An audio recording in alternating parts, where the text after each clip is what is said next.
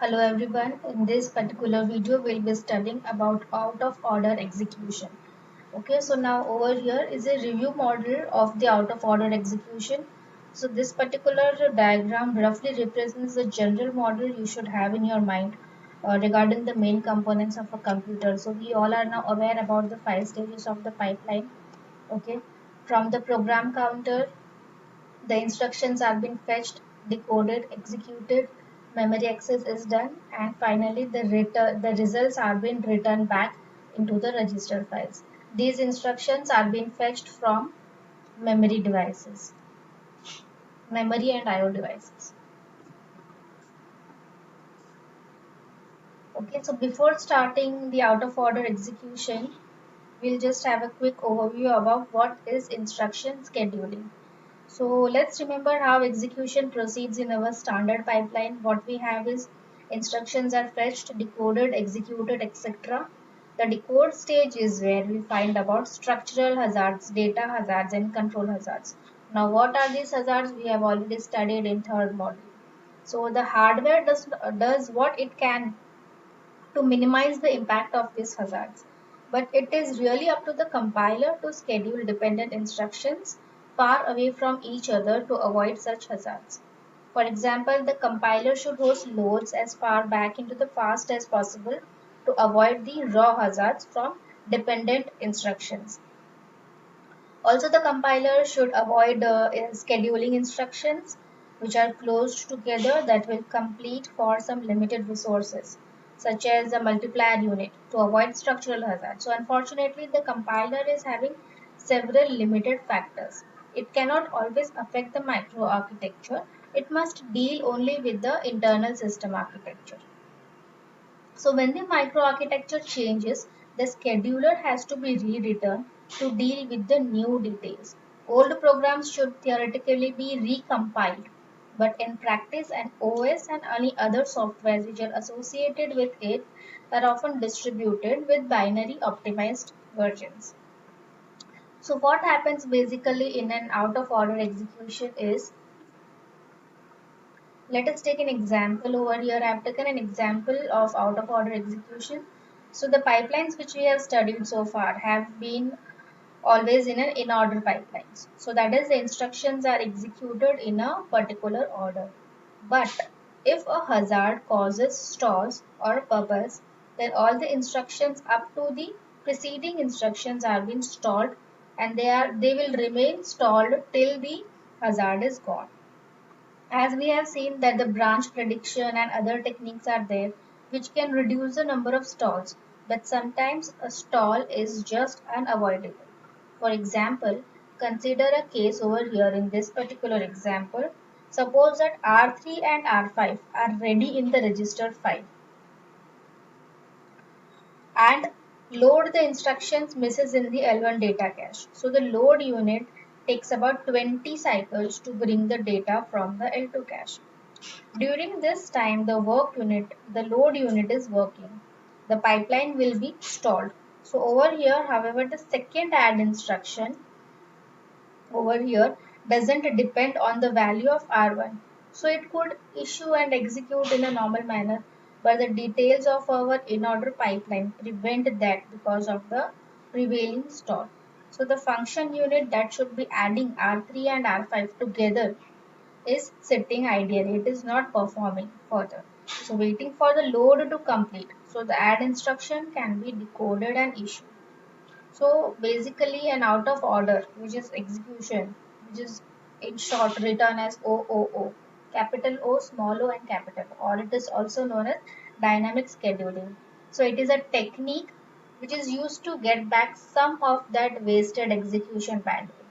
So with OOO, the processor would issue each of the instructions in a program order and then enter a new pipeline stage called as a read operands, during which instructions whose operands are available would move to the execution stage regardless of their order in the program. So regardless of the order, whichever instructions are available, they will further proceed towards the execution stage. The term issue could be redefined at this point to mean issue and read the further operands. Now, in order to implement the out of order executions, there are certain techniques, so there are certain tricks for OO implementation. The first one is register renaming. So what happens in register renaming? Registers that are the main source or destination of the instruction results are renamed. That is, the registers are renamed. That is, more than one version of that register name may be used in the hardware. This can be done in a new rename register pipeline stage that allocates physical registers to the logical registers. So the rename registers can be provided by using reservation stations, like reservation. We'll talk about this later on. But as of now, register renaming, you can use the same register for both the versions.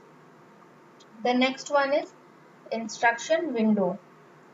In instruction window, this buffer holds instructions that have been fetched and decoded but are waiting for to be executed.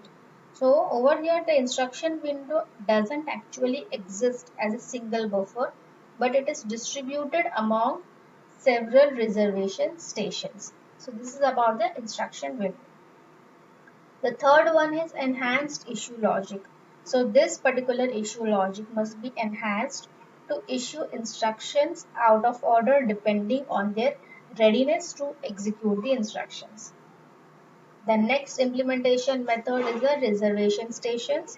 Over here, each functional unit has a set of reservation stations associated with each. Each station contains information about instructions waiting or which are ready to issue. So the reservation stations can also be used as a physical mechanism behind the register renaming technique. The fifth technique or the fifth implementation method is the load or store queue. So this is like having a reservation station for the memory unit, but it has some special properties to avoid data hazards. Clear? The last one, the sixth one is scoreboarding or Tomasulo's algorithm. So these are the algorithms that keep tracks of the details of the pipeline. Deciding which and what to execute, the scoreboard knows which results will be available from the instructions. So it knows when dependent instructions are able to be executed and when they can write the results into the destination registers. So in Tomasolo's algorithm, reservation stations are used to implicitly implement the register renaming technique. And the last one is common database. So in the common database is nothing but a networking among the functional units which can be used for communicating things like operands and reservation station tags and so on. Okay, clear with the OOP implementation. So OOP implementation is nothing but also known as dynamic scheduling, and it is a technique in which some of the wasted execution bandwidth is used to get back. So with OOP, OOO, that is out of order execution, the processor would issue each of the instructions in such a sequential manner, and then it enters a new pipeline stage called the read operands, during which the instructions would be able to move to the execution stage regardless whether they are executing in a sequence or not. So that particular technique where you get to use some of the wasted execution bandwidth is known as out of order execution. That means all the instructions which have been fetched and decoded will be executed despite of being in a particular order. That's it for out of order execution. If asked in the exam, you just have to uh, write a theory, write a note, and you can explain it with an example plus the implementation methods. So 5 to 6 implementation methods you have to explain along with it. Thank you.